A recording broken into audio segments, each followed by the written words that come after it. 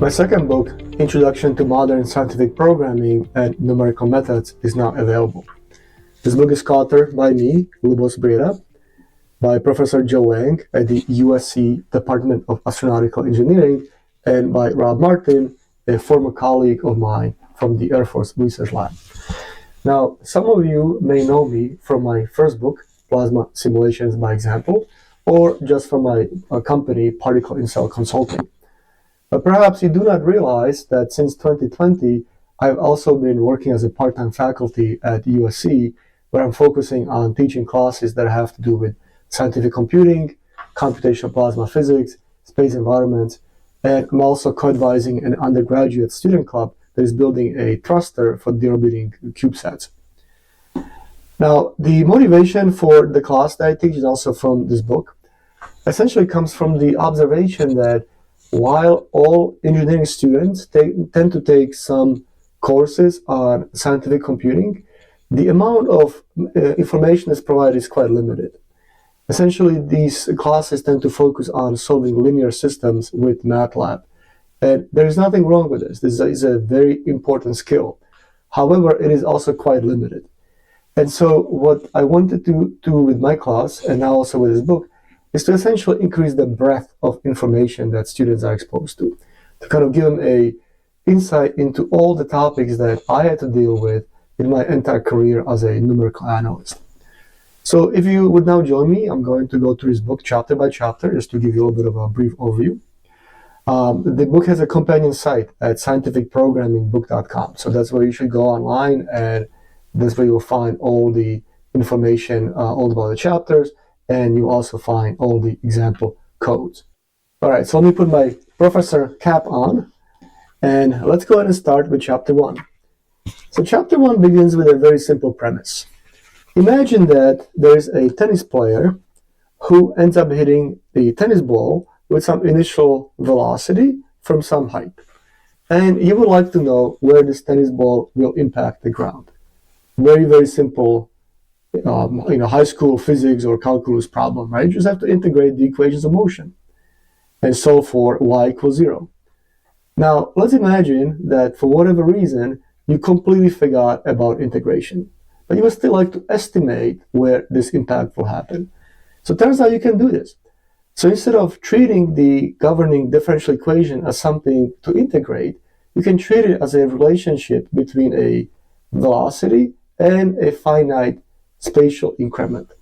And so you can start off with the initial conditions and just simply repeat this numerical integration, this time marching process forward until you find that the y position is negative. And by doing this, using this sort of a pen and paper approach, we actually get the right solution, or we get some ballpark right solution. Now, of course, the accuracy is not going to be great. And the reason is that we are using a very large time step. Now, we can repeat this using smaller time step, which will then require using more integration steps. Now, this is where things get a little bit more tedious. So doing this on pen and paper will be challenging.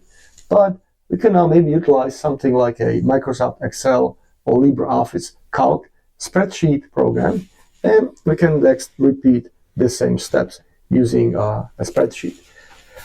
Now, of course, now we get a little bit more flexibility to control the time step. But even now, we'll find that doing this for hundreds of thousands or maybe 1 million steps will still be quite difficult, will be quite tedious. And this is where computer programming comes in. So next we'll learn a little bit about programming languages.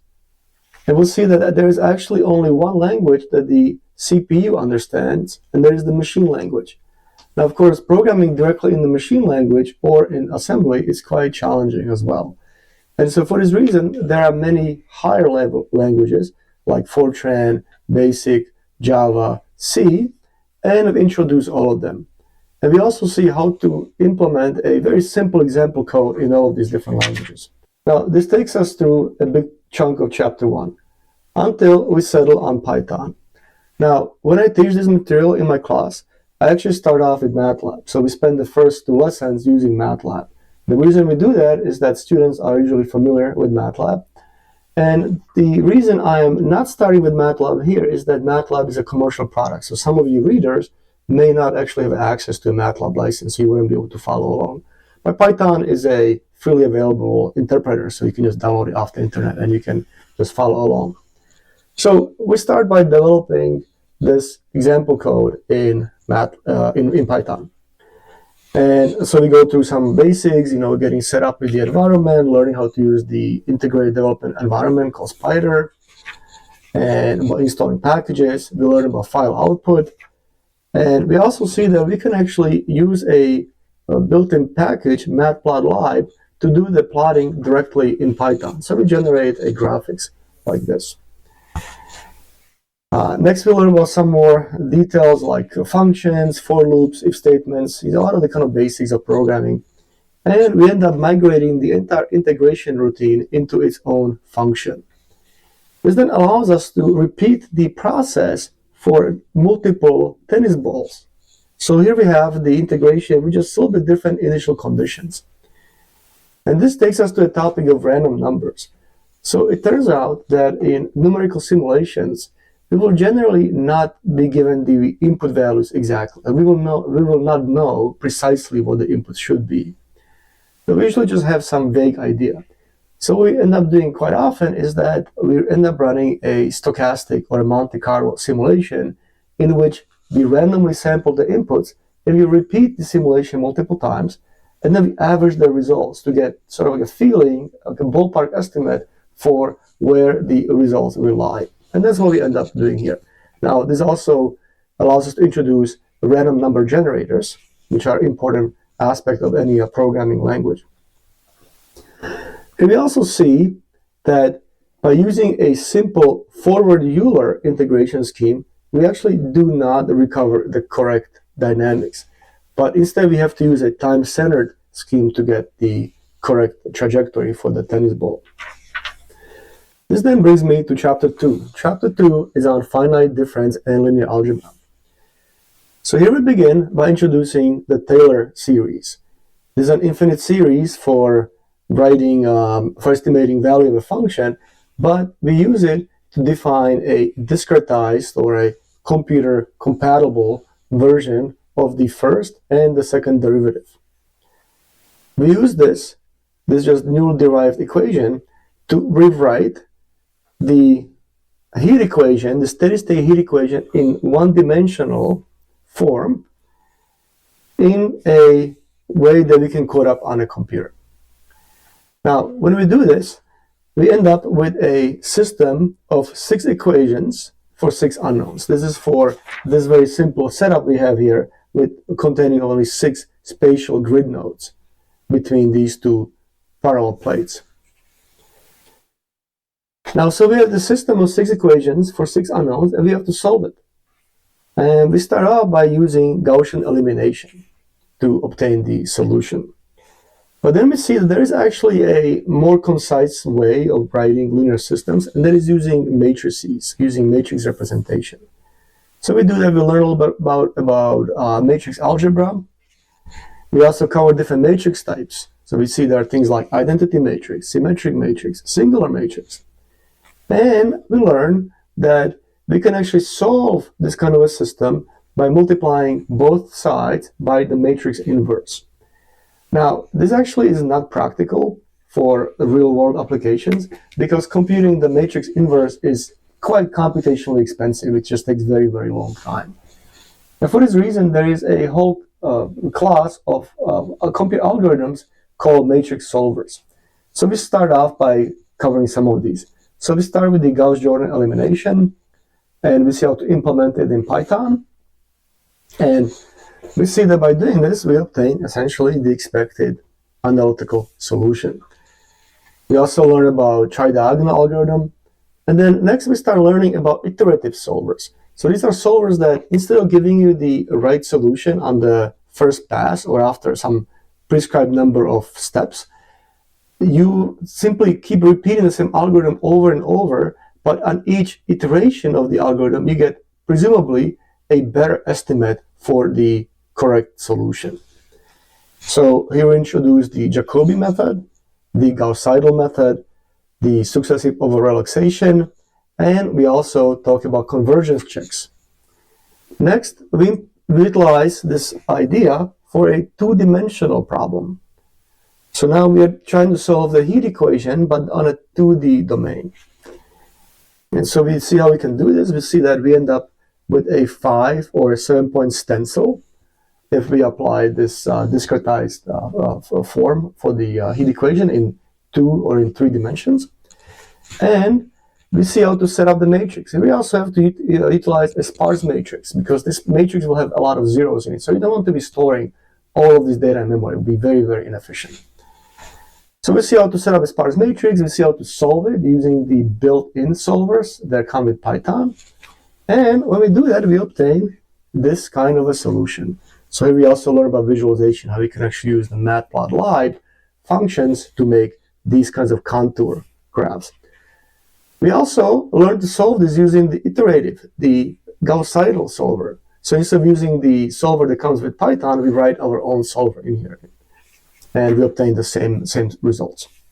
Next, we get to chapter 3.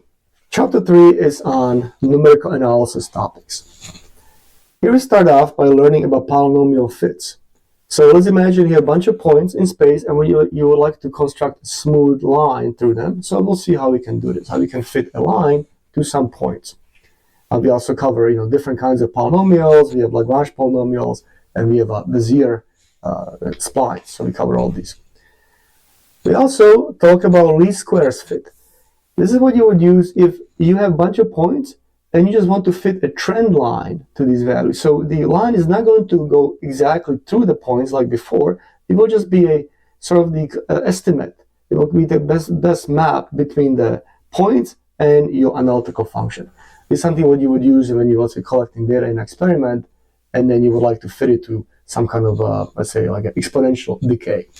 We also learn about Fourier series, and we learn about data filtering. So quite often in experiments, your data that you collect will be noisy. And so you might want to do some smoothing on it. So we discuss a couple different methods for data filtering. And we talk about probability distributions. And we also cover quadrature. Quadrature is the name for numerical integration. We talk about root finding. And we cover additional matrix solver algorithms. So we talk about the multigrid method. And we talk about the conjugate gradient method. And we also cover LU and Cholesky decomposition. This is a direct method in which you take the kind of the A matrix and you rewrite it in terms of a lower triangular L and upper triangular U matrix. And finally, we'll learn about solving nonlinear systems. This is what you have if you have a system like AX equals B, but the B right-hand side forcing vector is a function of that X vector that you are solving for. Next, we get to chapter 4. Chapter 4 is my introduction to C++. This is a fairly hefty chapter. I'm not going to lie. This is something that a lot of students end up struggling with. Especially if you're coming from the world of Matlab or Python, then a lot of some of these concepts that are covered are going to be quite new to you. But it's very, very important for you to become familiar with C and C++. The reason is that a lot of scientific computing libraries or other tools, as we'll actually discuss later in this book, are all based on C++. So it's very, very important that you become familiar with this language. So we start out by learning how to actually compile code, how to set up the programming environment. We end up using GCC here. The reason is that I run Linux on my own systems. But even if you are, let's say, not going to be using Linux, you're going to be using Microsoft Visual Studio for your compilation on Windows, a lot of the supercomputers run Linux as their operating system. So in order to actually run a program on a cluster, you need to know how to compile using GCC. So that's part of the reason we actually discuss use GCC in here. Now, we learn about the basics of a C++ file. So we see you need to have a function called main, and we just learn how to compile a simple sort of hello world example code. And then we go through all these details. We learn about how to declare variables, how to create functions. We learn about different data types. So in C, there is a difference between an integer and a real value. And even the real values, they can be single precision or can be double precision. And we see that actually comparing to real values is not necessarily going to give you equality for something that algebraically should be equal, but the way it's coded up on using the computer arithmetics, you might end up with some small differences. So it's always important to actually be comparing the difference between two real values instead of making trying to see they are exactly identical. We see there is a difference between dividing two integers and two real values, or integer and a real value. We get a little bit different results. We also cover variable scope. It's another very, very important concept that a lot of new students end up struggling with. So in C or C++, you could have multiple variables that share the same name, but if they are located within a different code block, they're actually different variables. They map to a different memory space.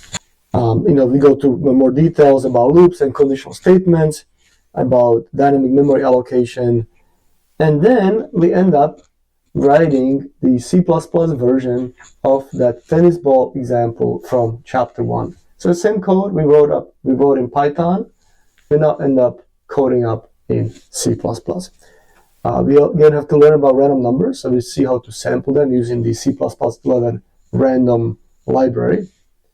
And we also learn how to simulate diffuse reflection. So instead of the tennis ball just terminating on ground impact, we just let it bounce off. But if you let it bounce off in a sort of like a random direction. We learn how to output data to a file. And this is important because in C, you do not have any built-in plotting capability. So in Python, we had Matplotlib. We do not have anything like that here. Instead, we end up writing the trajectory to a CSV file.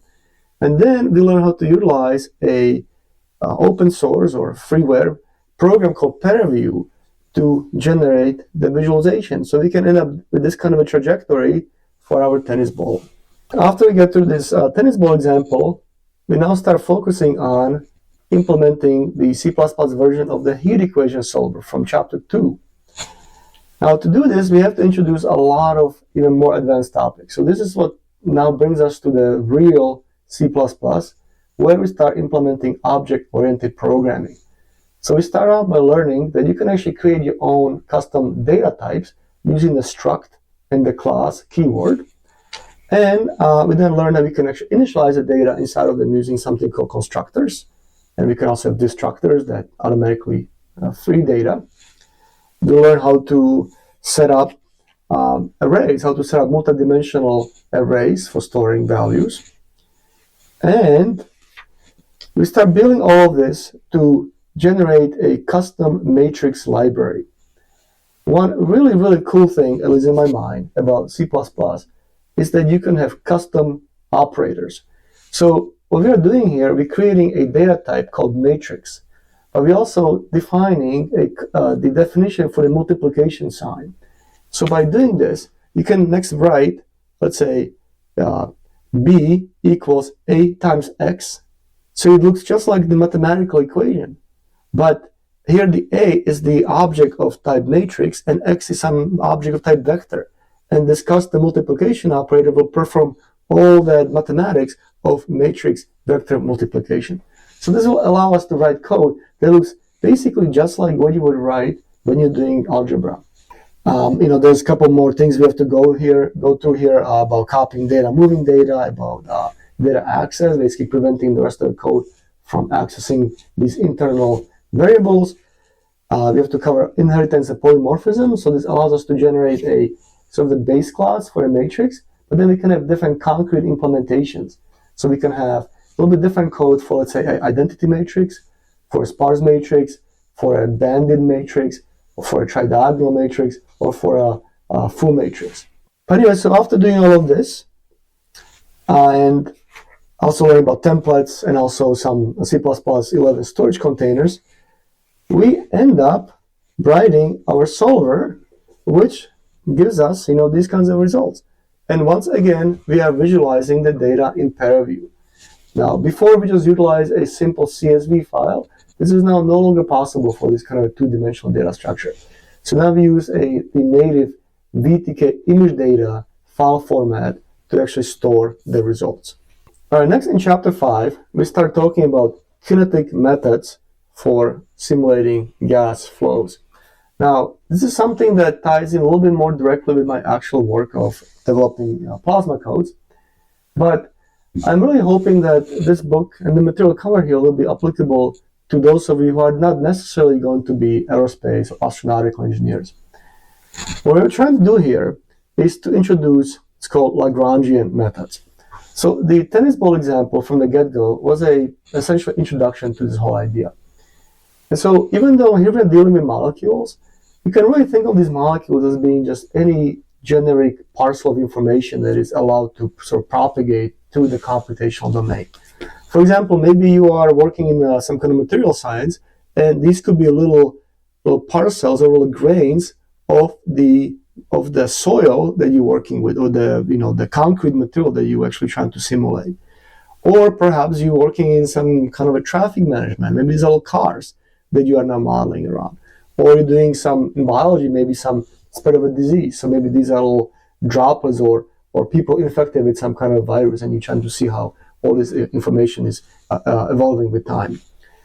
So we start doing though, since we are dealing with the aerospace field, is that we introduce the idea of why you actually would want to do this in the first place. Why are there some instances when you would like to simulate gas flows using particles versus using a fluid treatment? So we go through some of this basic and kind of have this little demonstration example.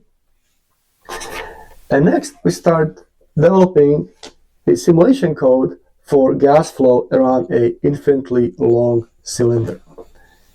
We learn how to inject material, how to propagate the material, and also how to compute mesh average macroscopic properties. And by doing this, we end up with this type of a solution. So this is some gas coming from this face, and is flowing past this solid object. You can notice that right behind the object, there is this vacuum wake. The reason that forms is because we did not introduce any collisions. But by introducing Monte Carlo collisions and direct simulation Monte Carlo, we next obtain this type of a flow field. So now we see a formation of a bow shock, and we now also see that this wake has filled in. And finally, we also briefly introduce plasma modeling. This again is the stuff that is covered in more detail in this book. But the point of that discussion here is to demonstrate that you can actually couple particle approaches with mesh-based approaches, something similar for the heat equation, but instead of solving for temperature, we are solving for plasma potential. But the form of the equation is identical. It's the same equation that we're solving, it just has a different meaning. The unknown is not temperature, is now plasma potential. And so by introducing the electric field that arises from the potential, we next obtain this type of a flow profile. In chapter 6, we talk about Eulerian methods. This is now a more formal definition or description of the heat equation solver from chapter 2. So we start by seeing that in engineering, we often end up with some partial differential equations that govern conservation of some quantity. For example, the conservation of momentum.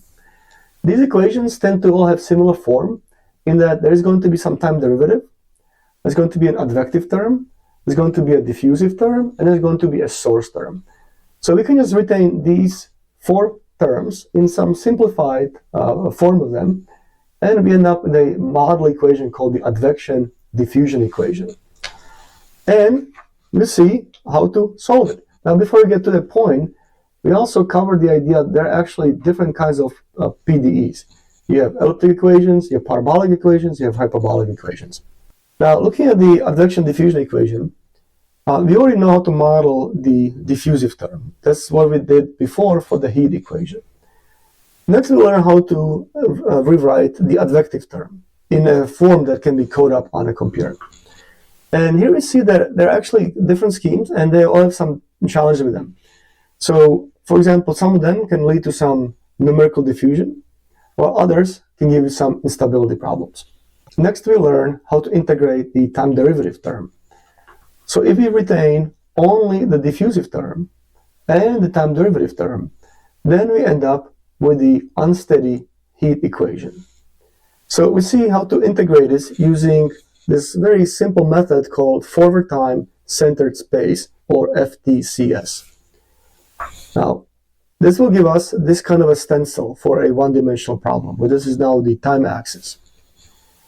And so we apply this method for actually the two-dimensional problem, where we start off with some prescribed fixed temperature points, and we see how the temperature diffuses outward until we obtain a solution that looks very similar to the steady-state equation we solved in Chapter 2 and also in Chapter 4 using C++.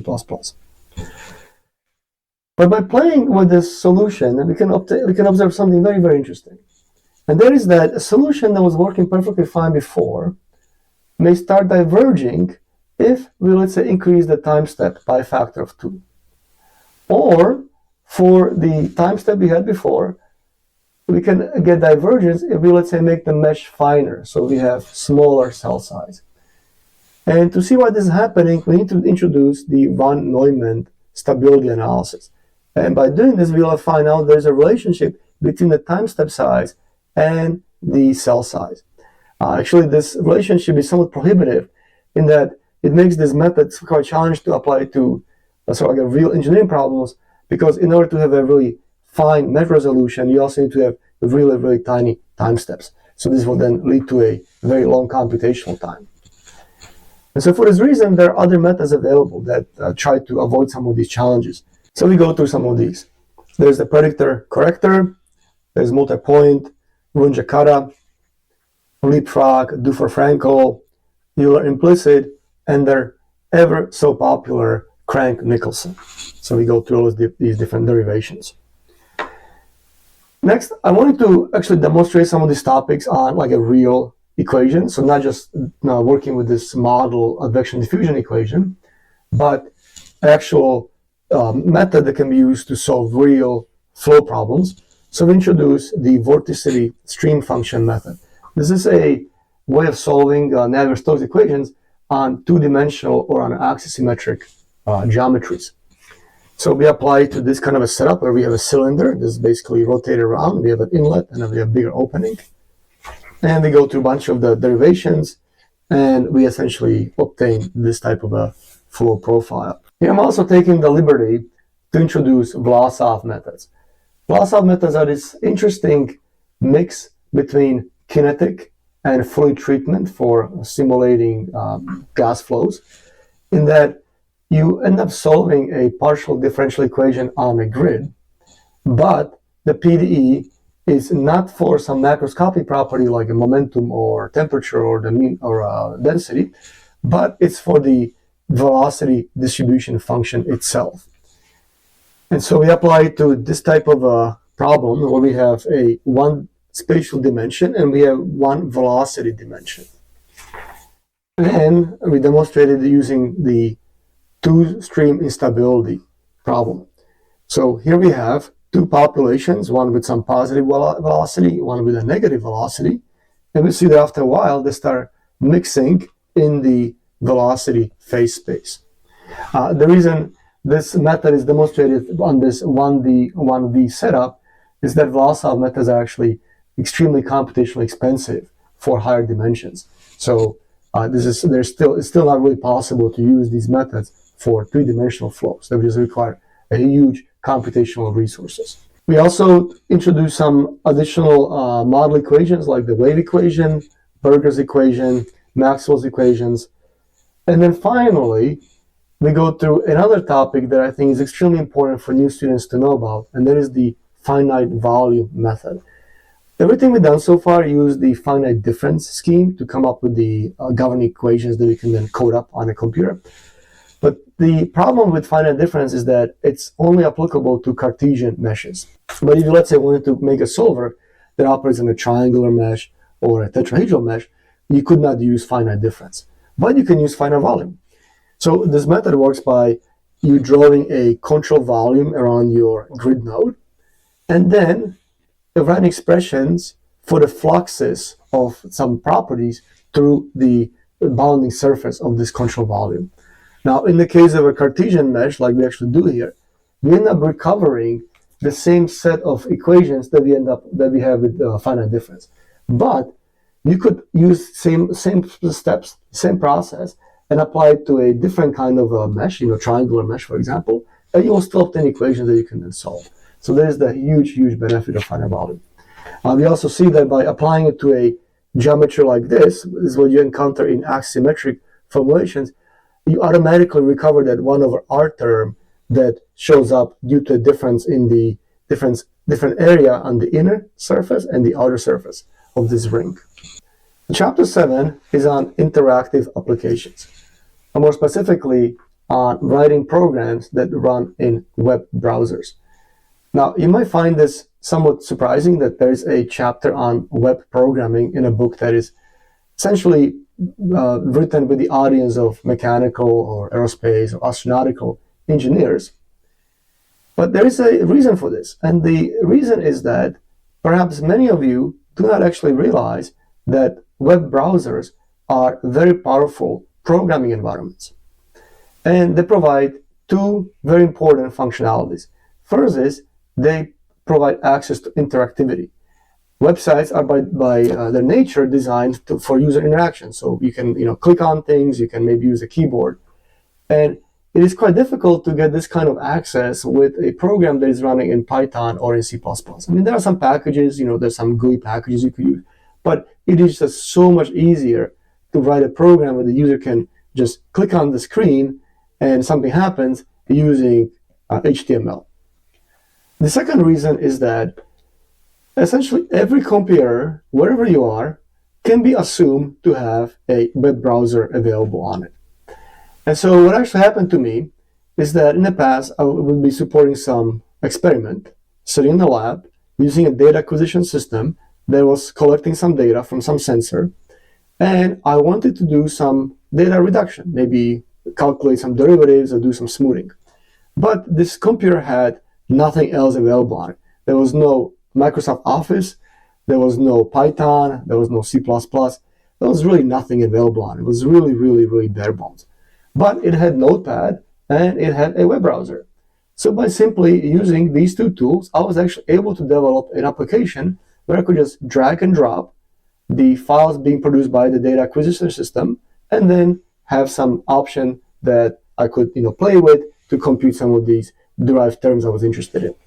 And it's essentially the set of skills that I'm trying to introduce to my students here. So we start out by learning a little bit about how HTML works. We learn about common elements like P, IMG for images, A for hyperlink.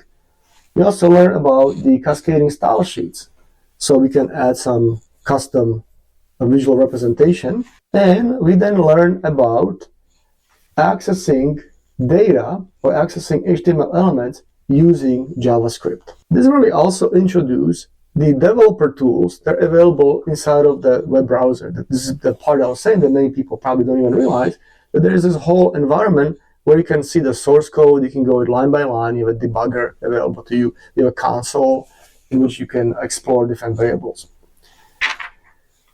And let's cover the basics of JavaScript, and we see how we can dynamically add elements or modify elements using the scripting language.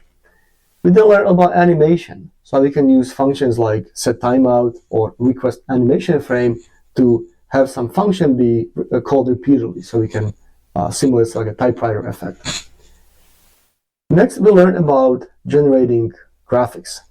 We do this using the canvas element. So canvas gives us a two-dimensional rectangle into which we can draw shapes. And we start off by writing a program that draws a whole bunch of random circles. Now these circles are shaded using a gradient, so they look somewhat three-dimensional. Next, we see how we can add the user interaction by adding a keyboard and a mouse listener. So this allows us to write this next version where the balls are added not randomly, but they're added at the location where the user clicks the mouse. Next, we go back to our animation idea, and we use this to implement the integration of the equations of motion. So we now treat each ball as an object, as something similar we did in lesson 1, as a little tennis ball.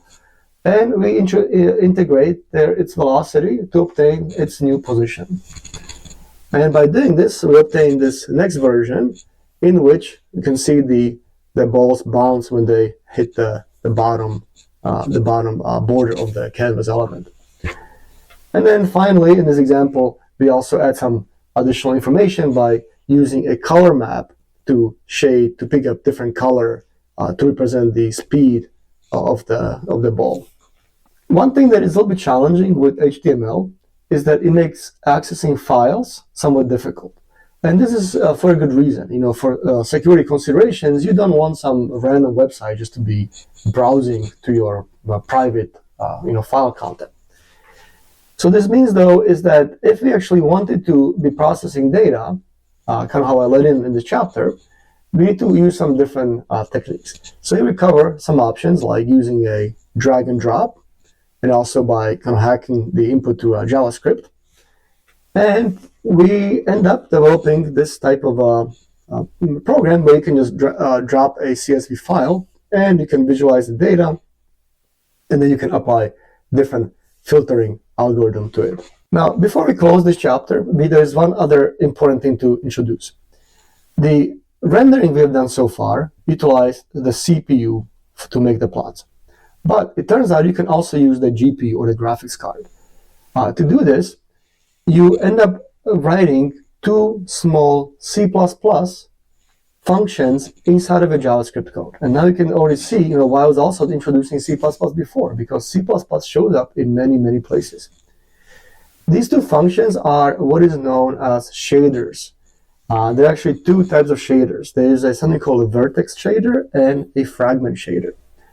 The vertex shader takes the XYZ coordinates of some arbitrary three-dimensional mesh and translates them to the 2D XY coordinates that map to the location on the screen.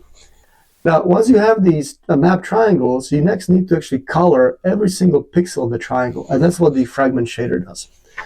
The way this is done, the construct of this is utilizing what is called WebGL. This is the web version of the OpenGL programming library that is used for generating 3D graphics using GPUs. And so we kind of go through some of these fundamentals. We also learned that there is a special kind of memory called texture memory, and we see how we can populate it using data that corresponds to the solution of the heat equation from the prior chapters. And we can then use the fragment shader to pick data from this texture memory to color the triangles, such that we obtain this visualization here. This is actually just two triangles right here. But the triangles are colored using the different colors so that they give us this nice graphics. And this basically gives us the heat equation solver running directly in your web browser. Pretty powerful stuff, I think. In Chapter 8, we cover topics that have to do with software engineering. The first thing we cover is on debugging. While it's important to know how to program, it is just as important to know how to actually debug your code, because otherwise you'll spend a lot of time chasing after some bugs. So if you kind of know how to look for them, you will really make your life much, much easier. So we go through some basic issues. We also see how to use the integrated development environments like Eclipse in this case to place breakpoints and look at the values of different variables. We also learn how to use the command line debugger available on Linux called GDB. This is important because sometimes maybe you'll be running code on a cluster where you just logged into it remotely to a shell, and so you will not have access to this sort of graphical environment that is provided by Eclipse or similar IDEs. We also discuss how to look for memory leaks using Valgrind, and how to use Make to build efficiently large projects that are made up of many different source files. We'll introduce CMake, which is used for generating these make files. And we also see how to develop software libraries. So maybe you'll come up with some new novel algorithm that you would like to share with your other colleagues, but you don't necessarily want to give them the source code. So what you can do is you can compile your code into a software library, and then you just give them the binary version. And so we see how this can be done. We also see how to actually utilize some external libraries like BLAS and LAPACK, PIC-C, VTK, Boost. And then we talk about some coding standards. So these are just my suggestions to new developers, how to write code that is going to be maintainable and readable. Because you never know how many other people will come after you who will end up using your code. We talk about code testing, about verification and validation, uncertainty analysis, sensitivity analysis, convergence studies, and then we talk about version control, about using Git to allow multiple developers to be working on the same project at the same time. We talk about unit testing. So we implement a G-test suite within the program that allows us to have, check for some common function, some basic functionality.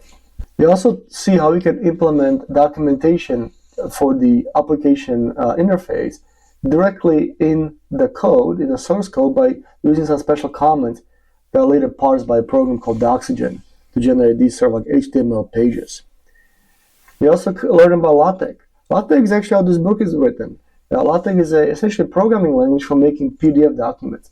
This is used very commonly in academic publishing.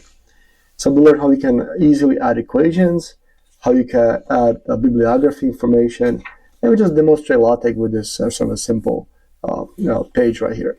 Next, we get to Chapter 9. Chapter 9 is on high-performance computing.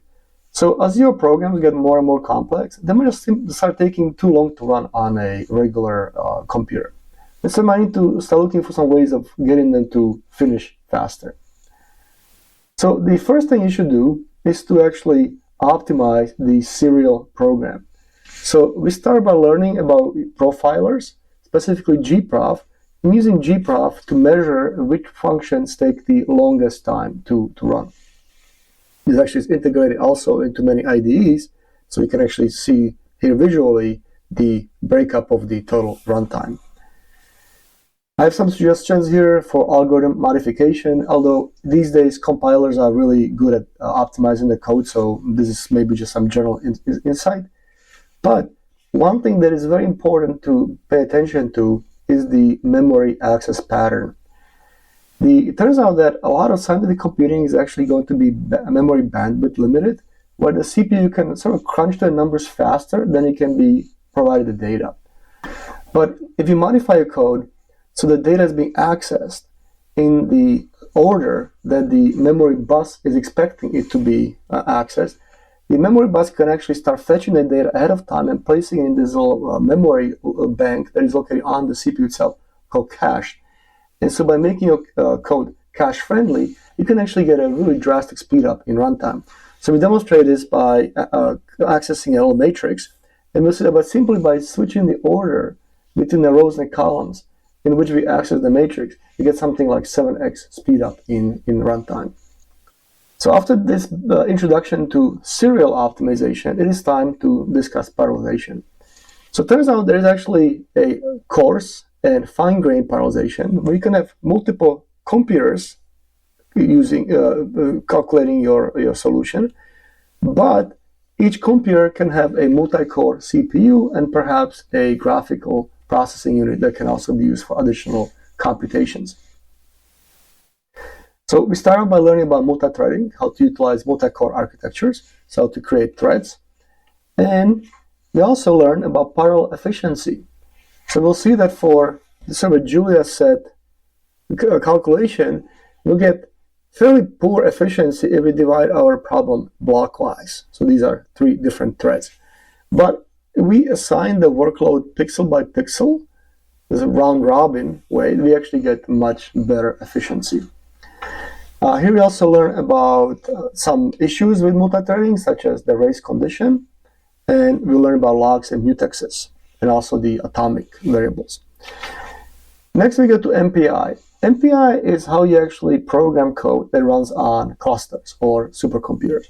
So MPI provides a set of functions that are used to communicate information between different processes that are sort of part of the same global parallel ecosystem that is working on the same problem. So we see how we can do this, how we can essentially create a MPI code, how we can send data.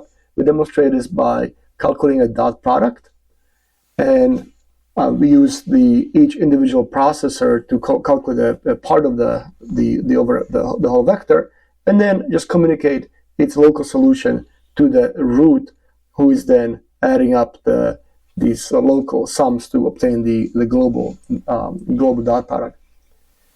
Now we also see that there is actually a lot of helper functions in MPI that kind of simplify some of this work. So for example, instead of having all of these lines of code we had here to do exactly this communication and this addition, we can just replace them with a single call to MPI reduce, which will do exactly this kind of reduction for us automatically.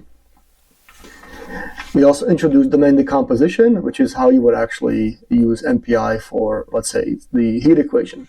So you divide your overall domain into processor domains, and you have a processor boundary between the domains, and then we use ghost nodes to communicate information that is needed. Here we also quickly introduce access to clusters, so accessing it to the secure shell, and the fact that you will typically have some kind of scheduler that will actually run your code. You're not going to be able to just start your code willy-nilly. You instead put into a queue, and then the scheduler will decide when to actually launch your simulation. And also briefly, we talk about parallel debugging using MPI run combined with Xterm. So next, we get to the topic of CUDA. CUDA is a C++ language extension for programming the NVIDIA graphics cards. So we start by learning how to actually set up the compilers, and then you can also use Google Colab if you actually do not have access to an NVIDIA card, just for testing some of these concepts. It's actually what I do in my class. We end up using Google Colab, since not all my students will have a laptop with an NVIDIA chip included in them. Then we see how we can apply CUDA for some simple things like adding two vectors. We add some timing to our program, and we'll see that while the actual calculation is very fast, the memory transfer of data from the CPU to the GPU is actually quite time-consuming. But we also see that by using a different kind of memory on the CPU side called pinned memory, we can actually reduce this overall time. We learn how to use streams to parallelize this calculation and data transfer. And we also learn about some other topics like concurrent MPI and CUDA computation. So this goes back to the whole idea of this coarse and fine-grained parallelization. We also dab a little bit into the world of OpenGL. The GPUs were originally designed for graphics.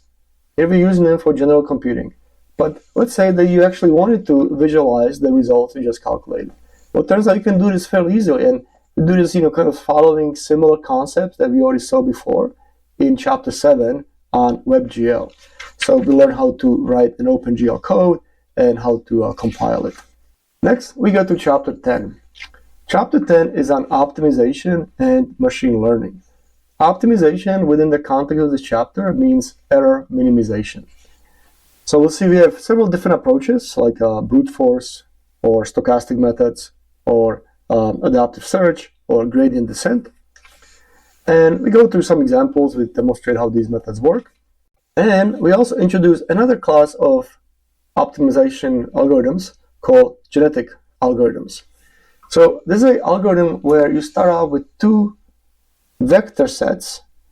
But these are the inputs to the parameters, your parameters to your solver. And you pick these two sort of random inputs, but the selection is going to be affected by just how well they agree with the expected outcome. So the better the outcome, the more likely they are to be selected. And these two parents then get their vector space intermixed. So this is essentially passing as part of the genetic sequence to their offspring. And we end up doing this until we repopulate a new generation. There's the same number of individuals as the prior one. And the essentially hope here is that as you kind of keep randomly doing this selection of the fittest, natural selection, will lead to a set of inputs that agree better with the expected outcome than what you had initially. And we demonstrated this by implementing an HTML version of the traveling salesman problem. This is where you have a bunch of points and you want to find the shortest path among them. Then we get to the topic of neural networks. So we end up writing this fairly simple neural network that has a single input neuron, and there are two hidden layers of just two neurons each, and then you just have a single output neuron. Now, the whole idea of teaching a neural network, the learning process, essentially comes down to finding the values for these weights and the biases that produce the minimal error between the provided test inputs and the also provided outputs. So whatever the network calculates using the provided test data should match really well with also the provided test output. And so this is essentially an optimization problem. We're just simply trying to optimize these parameters to get the best fit. Now, this is done usually using a technique called backpropagation.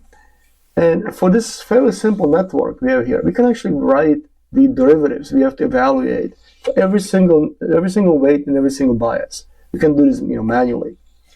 And that's what I end up doing here. So I end up deriving all these derivatives. And then I get them all coded up. So we have a C++ version of a neural network. This is the calculation of derivatives. And then we apply it to our data. Here we are simply using it to classify whether a provided number is closer to 0 or whether it's close to 1. So it's essentially rounding a real value to an integer. And turns out it actually works really well. It actually has something like 98% success rate, despite just having just 5 neurons essentially in it. Now, while doing this by hand might be okay for this very, very simple network, it will be impossible to do this for like a much larger system. So for this reason, there are actual libraries like TensorFlow or Keras that are used for kind of production runs with machine learning. And so we just briefly introduce how these are used. This brings me to Chapter 11. Chapter 11 is on embedded systems. So all the programs that we have developed so far ran on regular computers, be it a laptop or a workstation.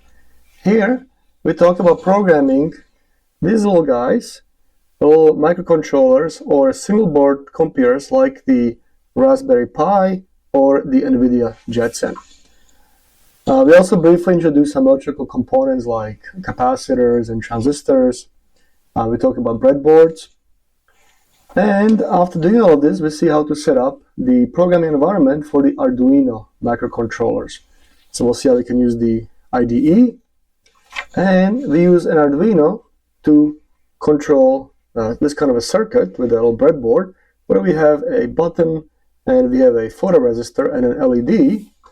And we use the logic to turn on the LED whenever the light in the room becomes too dim. So this could be essentially maybe a hobby project. You could eventually turn to some home security system where instead of turning on the LED, maybe you'll activate a camera to start recording. We also learn how to utilize some external sensors. So one huge benefit of the microcontrollers is that there's a whole ecosystem of small sensors you can buy. They come out as it's called breakout boards, and they can provide really wonderful functionality for a lot of different things. To, for example, measure the humidity and temperature in the air, or the air particulate concentration, soil humidity. So you can, for example, make an irrigation controller. And so we briefly see how we can interface with these different sensors by using the libraries that ship with them. And we also see how we can actually interface with Python. So we can read out the data from an Arduino over the serial port using some Python scripting. This is an example of that here. And after doing this, we jump into the world of FPGAs, or field programmable gate arrays. So FPGAs are essentially programmable CPUs, where a CPU kind of on its really, really basic level is just a collection of logic gates. So logic gates are things like an AND gate or an OR gate that take two electrical signals and then output different signal depending on whether both are set to the high state or one is set to a high state or whatnot. And so by intermixing all these logic gates, you can actually implement all the logic that a CPU does.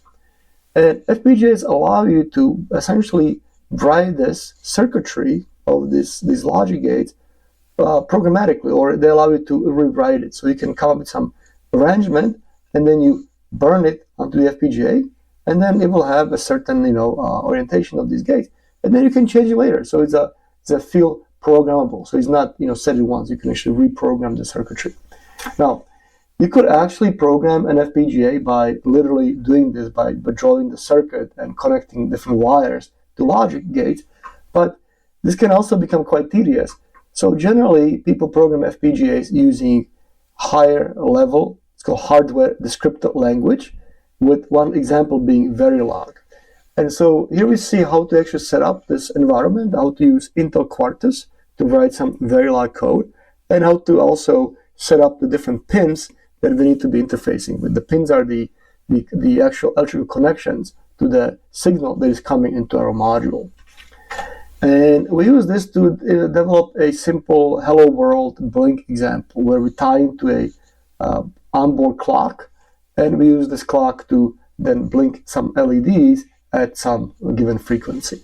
And we also see how to utilize IP blocks. So IP blocks are predefined functionality modules that allow our Verilog code to, for example, do real number arithmetics. So you can actually compute things like a square root of a number, so which otherwise would be quite difficult to actually implement it because you have to do all the bitwise manipulation. We also cover simulations. So simulations means running a FPGA code on a PC, so you can investigate what it's doing. You can debug it if there are some problems with it. And we also discuss synergistic use of FPGAs with Arduinos. It turns out there are some Arduino boards that have FPGA included on them. So this actually briefly covers how you could write code that has the Arduino talk to the FPGA. And the final thing in the book is the appendix. The appendix is on Fortran 77 syntax. Now, here I'm not really expecting any of you to start programming in Fortran 77. It's a pretty old language. But the reason we decided to include it in here is that it is very important to realize that there is a lot of legacy code that was written in Fortran 77. Even some of the more common solvers that maybe you're familiar with are quite often just a nice graphical front end that in the back just runs some Fortran code. And so even if you are not going to be writing Fortran code from scratch, it is important that you can at least read it. So the idea behind this appendix was just to provide you with some of the basic syntax of Fortran 77 language, so you can basically follow along. So again, that is the content of Introduction to Modern Scientific Programming and Numerical Methods, co-authored by me, Lubos Brieda, by Joe Wang, and by Rob Martin. And so I'm speaking for my co-authors, but we hope that you find this material useful. Please go to scientificprogrammingbook.com to download the samples. And if something is not clear, send me an email or leave a comment and I'll get back to you. So until next time, cheers. Bye.